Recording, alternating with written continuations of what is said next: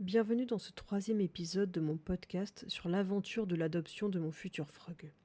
Après avoir partagé la naissance du projet et les hésitations entre différentes races, il est temps de vous expliquer pourquoi j'ai finalement choisi le frog.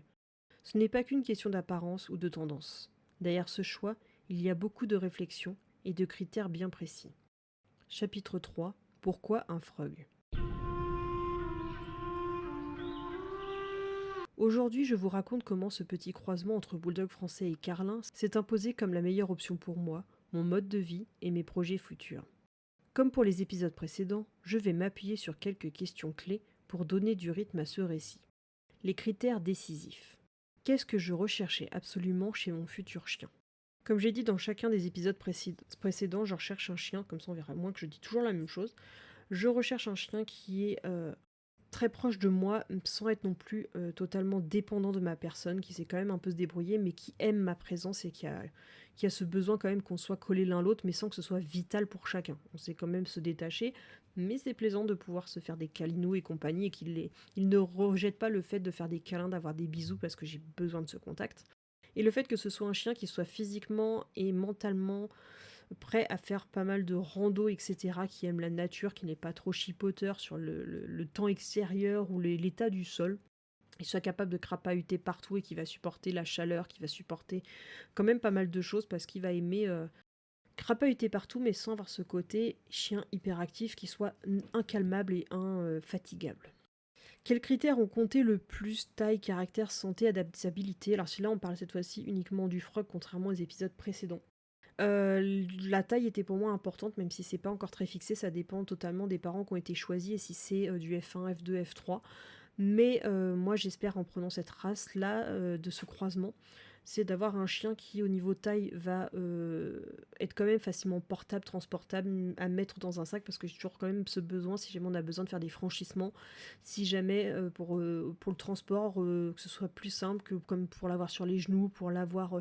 voilà, je suis quand même si je veux un chien un peu plus grand que ce que j'ai déjà, j'ai quand même ce besoin de facilité à se caler un petit peu partout, voilà, même si on a besoin de louer des logements ou pour aller au resto ou pour aller dans toutes les manières possibles, j'aime bien cette taille un peu entre deux qui se cale facilement mais sans se laisser impressionner par d'autres chiens. Au niveau caractère, ce qui me plaît bien, parce que j'ai vécu toujours, alors je pense pas que de ce que j'ai vu, le carnet et bulldog ne sont pas très différents au niveau caractère. Et ça fait des années que j'ai déjà vécu avec des bulldogs et que je vis encore actuellement avec un bulldog, donc je sais qu'au niveau caractère, ce qui me plaît le plus chez eux, c'est leur côté justement très câlin, très pot de colle, sociable, très curieux, très enjoué, très enfantin. En fait, moi j'ai toujours dit que ce que j'aime chez eux, c'est d'avoir l'impression d'avoir un enfant de 3 ans en permanence. J'ai pas trouvé meilleur comparatif. Pour la santé, alors les deux races ont des grosses lacunes niveau santé, surtout pas forcément génétique, mais surtout morphologique. Et que justement, en prenant un frog, mon choix s'est porté là-dessus pour avoir un chien qui soit plus élancé, moins de problèmes de mâchoire, moins de problèmes pour les oreilles, pour les yeux, ça va pas changer grand chose parce que les deux peuvent avoir des problèmes d'ulcères, donc ça c'est toujours à surveiller, surtout vis-à-vis de l'apport du carlin. Mais le fait que la queue soit rallongée, le museau soit rallongé, le fait que les pattes soient rallongées, enfin bref, qu'on les tire un petit peu de manière proportionnelle pour avoir un chien qui soit un peu moins handicapé de sa personne. Parce que oui, j'adore le caractère et qu'il y en a certains qui me font ouais, bah il y a d'autres races qu'on pourrait prendre, bah trouvez-moi un caractère de bulldog dans un chien de berger, enfin format chien de berger, sans les traits du chien de berger. S'il y a, bah, proposez-moi, dites-moi s'il y a mieux, hein, mais jusque-là, je suis très dubitative et je suis pas très sûre. Et son adaptabilité, bon alors ça a quand même une partie d'éducation parce que les petits bulldogs sont quand même des... Enfin tout ce qui est... Carlin peut-être un peu moins, mais je peux pas trop parler du carlin pur parce que je le connais pas, donc le fait de moi, le plus au niveau du bulldog, je sais qu'il y a quand même une bonne part d'éducation, de socialisation, de lui apprendre à la patience, parce que les bulldogs, quand ils sont frustrés, ils ne sont pas patients, ils peuvent être assez bruyants. Donc le fait que si on veut qu'ils s'adaptent vraiment partout, c'est possible, mais il faut le travailler dès très jeune et tout de suite veiller à ce que certains traits de caractère un peu très bébé du molossoïde soient un peu calmés. Alors on verra justement si avec le frog on a un bon entre-deux là-dessus ou pas. Je sais pas, mais en tout cas je serais très vigilante, c'est un peu ce qui me faisait peur, que je n'ai jamais franchi de prendre un bulldog, c'est le côté très impatient, très dynamique, jusqu'à foutre parfois des coups de boule qui peut te péter une mâchoire. Ça, je l'ai vu beaucoup et j'avais peur de ne pas pouvoir encaisser, de canaliser un chien comme ça. Mais en fait, finalement, j'adore. Et on s'adaptera, c'est juste que je serai vigilante dès le début sur l'éducation pour tout ce genre de traits, de ne pas suraboyer, de pas pleurer pour rien, de faire attention à l'hyperattachement, plein de choses comme ça. Donc, mais comme je sais déjà de quoi me méfier, je ferai très attention dès le départ, quitte à me faire aider si c'est besoin. Quels aspects pratiques ont pesé dans la balance alimentation, entretien, budget? Alors, au niveau de l'alimentation, justement, c'est pour ça que je veux pas prendre un carlin pur parce que je veux quand même que. C'est pas moi, il n'y a pas que moi qui le dis, c'est juste que la dernière fois, on a notre bulldog qui s'est cassé une molaire qu'on a dû faire opérer avec un dentiste spécialisé. On en a profité pour lui demander quelle était la race avec la pire mâchoire qui existe. Je m'attendais à ce qu'il me sorte le brabançon ou dans le délire, il m'a fait non, le carlin. Douche froide. Donc sachant que je veux lui donner du barf, des friandises naturelles et que je veux pas qu'il soit embêté pour pouvoir manger ou quoi que ce soit, faut quand même qu'il ait une dentition qui soit adaptée, une forme de mâchoire également. Donc j'espère que le frog pourra résoudre ce genre de soucis. Pour l'entretien, pareil, comme ce sont 2 poils courts, bon je sais qu'il y a énormément de brossage à faire, surtout quand ils sont au barf et qu'ils sont complémentés avec du kelp. Ça, la mute, notre bulldog, c'est. On va pas comparer ça à un Akita, faudrait peut-être pas abuser non plus. Mais c'est une mue perpétuelle toute l'année et par poignée quoi. Donc ça, je sais qu'au niveau de l'entretien, c'est juste que si je prends un poil court, ça me permettra d'avoir, comme je disais dans un précédent épisode, de faire un check-up visuel beaucoup plus rapide. Donc ça, je sais pour le fait que même s'il existe dans les deux, maintenant ils ont fait du fluffy. Enfin, ils ont fait. C'est une chose qui existait déjà, mais que les éleveurs essaient de cacher jusqu'à tuer dans les portées pour pas que ça se sache. Bref, c'est une autre histoire. Il existe des carlins et des bulldogs français fluffy, mais même s'ils sont beaucoup plus courts et que c'est quand même plus facile de voir que sur un vrai chien purement poil long, c'est pas ce que je recherche. On va éviter d'apporter entre guillemets des soucis parce qu'en fait les gens, plus on en veut, plus ils vont les travailler. Il faut que ça reste une exception dans une naissance et pas une production à mes yeux en tout cas. Parce que je pense j'ai pas assez de recul personnellement. Donc non, je veux pas de version poil long. En plus, ils ont sens, ça a pu ressembler à grand chose en version poil long. Donc je vais éviter. Et au niveau budget, bah oui, parce que forcément, faut y penser. Le frog est adapté pour mon budget. Parce qu'il me fallait un chien qui fasse moins de 15 kilos pour pouvoir l'alimenter au barf. Parce que moi, le barf, je suis pas Crésus, j'ai pas un montant illimité pour pouvoir le nourrir. Que j'ai pas non plus des giga voitures pour le mettre dedans. Parce que oui, sinon, ce serait fait plaisir. Moi, je veux bien prendre un dog de Bordeaux et un boxer, mais il n'y a rien qui va. Donc je veux qu'ils puissent s'adapter facilement à des logements pas très grands, avec une voiture pas forcément très grande, et que le budget soit plus facile. Et puis bon, après, il y a les budgets veto, donc ça monte déjà très vite quand ils font 15 kilos, donc on va se limiter. Donc s'il peut faire 10 kilos, ce sera pas mal. Le frog, une évidence. Comment ai-je découvert cette race hybride? Alors j'en ai parlé vaguement dans l'épisode précédent. C'est lorsque j'ai découvert le carlin exotique sur une session photo de la boutique Chien Shop. Tout a commencé par là. Je me suis dit que c'est vrai que je voulais un carlin, mais je ne voulais pas de carlin lof, parce qu'ils sont hyper typés, ils sont handicapés au possible. Alors désolé pour ceux qui en ont, hein, ça vous plaira peut-être pas de l'entendre, mais c'est comme ça que moi je conçois les choses. Grand bien fasse si votre chien arrive à faire beaucoup d'activités sportives et tout, tant mieux pour vous, je souhaite pas l'animal que j'ai forcément raison, mais bref, ce qui en ressort les 3 quarts du temps, c'est une catastrophe, couplée à l'obésité, ça faut pas se mentir. Bref, ça a commencé par là, et donc j'ai vu qu'il y avait des alternatives, donc chez le carlin exotique. J'ai commencé à regarder un peu partout, mais le carlin exotique, il y a du mieux. Sachant qu'ils sont sur une base du club de race suisse, parce que sinon ils ne sont pas reconnus en France. Mais ils sont tendance quand même à un peu trop. Ça fait déjà depuis 2020 ou 2021 à peu près que je suis les carlins exotiques. Mais ça n'avance pas assez à mon goût parce qu'ils disent qu'ils travaillent le type et la couleur, mais faut pas se mentir, ils travaillent beaucoup plus la couleur que le type et ça n'avançait pas assez à mon goût. Donc j'ai découvert qu'il y avait aussi des versions en Allemagne, que l'Allemagne avec la loi de l'histoire des tiers de la forme de tête, donc il faut 2 tiers de crâne pour 1 tiers de museau. Sinon, c'est pas reconnu. Enfin, c'est interdit de reproduction sur le territoire allemand et aux Pays-Bas, si je ne me trompe pas. Et vivement en France.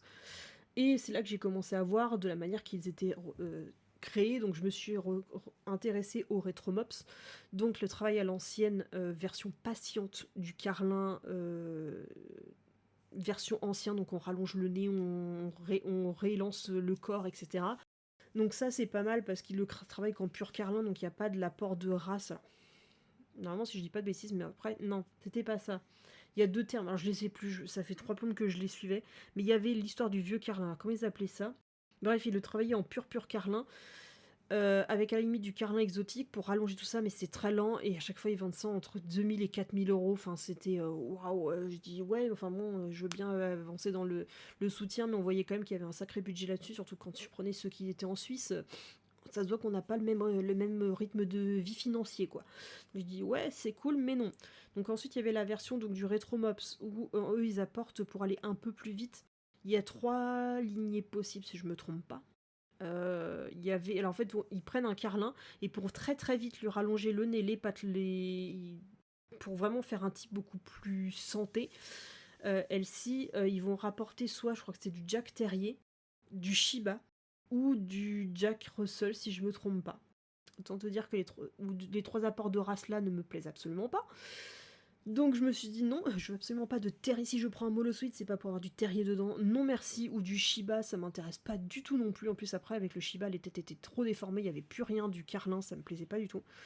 Donc après il y a eu le Puggle, donc le croisement entre un carlin et un beagle. Là, le truc, c'est que soit ils étaient trop typés, typés Beagle, et en fait, sur une vingtaine de cheveux, il y en a peut-être deux qui me plaisaient, donc puis encore, je les voyais pas grandir parce que c'était assez récent sur ce qu'ils produisaient, donc c'est pas vraiment ce que je recherchais, plus le fait que j'avais peur que l'instinct du Beagle n'ait pas été sélectionné, qu'ils prennent des lignées de travail et qu'on se retrouve avec un chien, un Molosuite chasseur. J'adore les Beagles, mais c'est déjà pas pour ça que j'en prends, donc c'est pas pour me rajouter du ligné de Beagle dans mon carlin. Et la dernière que j'ai pu trouver, c'est... alors, ils les appellent Frops ou Frog, ça dépend si c'est anglais ou allemand. Donc la contraction entre Frenchie et Pug ou Frenchie et Mops, parce qu'en Allemagne, ils appellent ça des Mops pour les carlins, et en Angleterre, c'est les Pugs pour les carlins. Donc, arrivant le Frops ou Frog, je préfère Frog, ça fait un effet, on a l'impression des petites grenouilles. Et c'est là que je me suis dit que c'était pour moi le plus logique, que ce sont deux races qui sont assez... Le bulldog français et le carlin, à force de me renseigner, il n'y a qu'une petite différence physique, mais ils ont une base physique assez similaire. Par contre, ils n'ont pas du tout la même histoire. Mais ils ont une base physique assez similaire, une base de caractère assez similaire.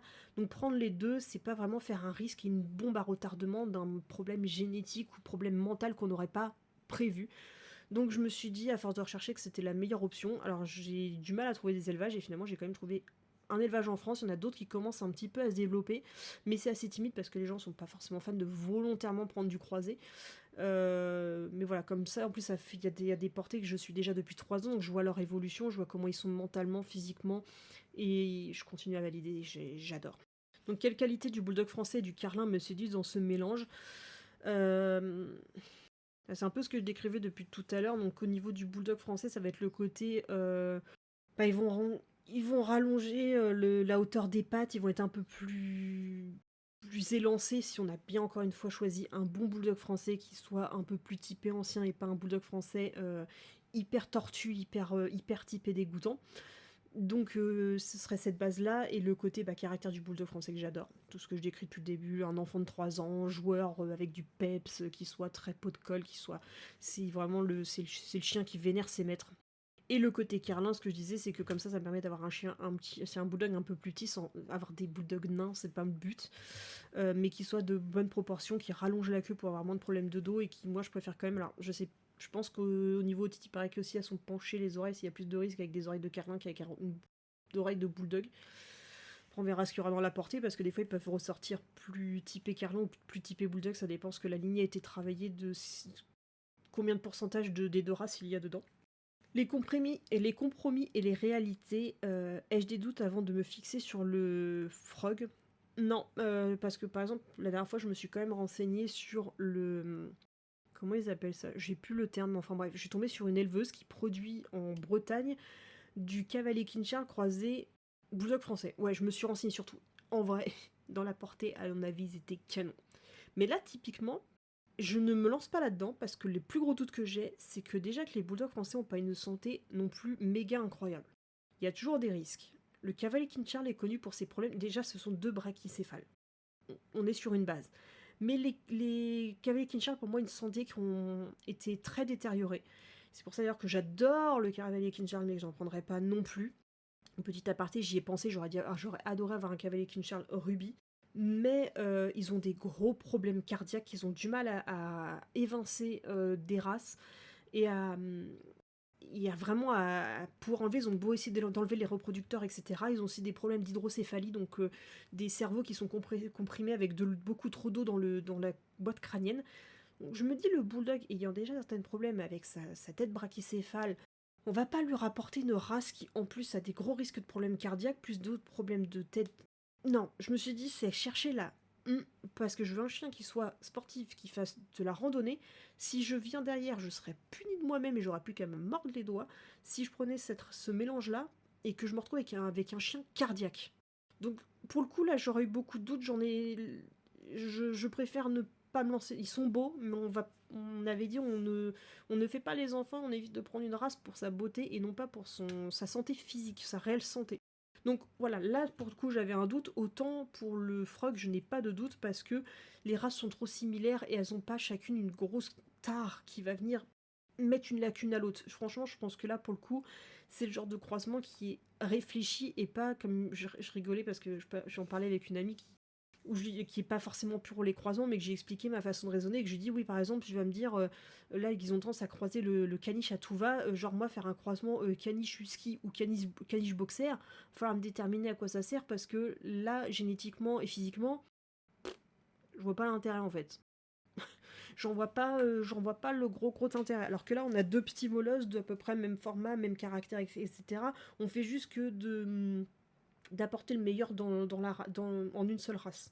Et sachant que c'est aussi quelque chose qui, je me suis renseignée, qui est beaucoup travaillé et qui est reconnu, entre guillemets, où il y a des vraies fiches de race sur le frog aux États-Unis. Elle est vraiment.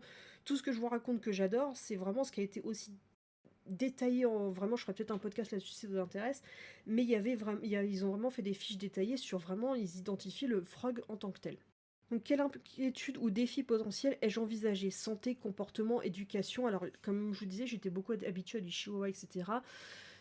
Là, ce que je redoute le plus, c'est, comme je l'ai vécu, parce qu'on vit avec un bulldog qui a maintenant 6 ans au moment où j'enregistre ce podcast, j'appréhende l'adolescence qui est assez corsée chez les petits molosses. J'appréhende le fait que il me snub au rappel quelque chose que je n'ai jamais vécu. Ça va être un truc qui va être très drôle. Le fait de le canaliser pour sa frustration et de faire très très très attention sur l'hyperattachement. Ça, c'est vraiment le truc sur lequel je vais faire le plus attention.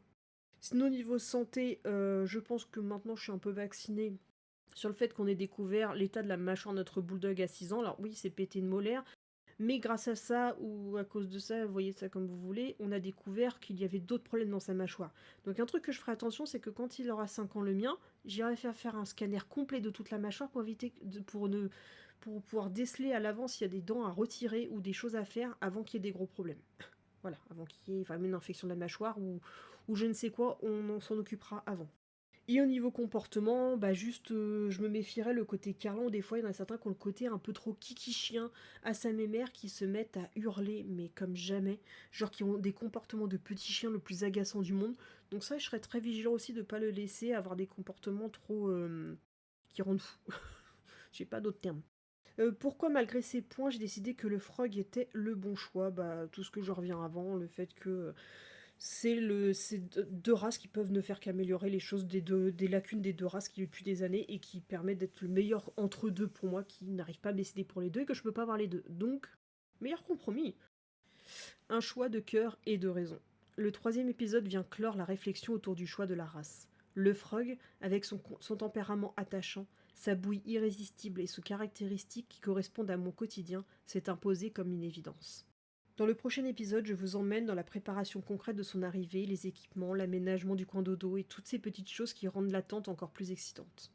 Merci de m'avoir écouté, et si vous hésitez encore sur la race parfaite pour vous, rappelez-vous, il faut trouver celle qui fait battre votre cœur autant que celle qui s'adapte à votre vie. À très vite pour la suite de l'aventure.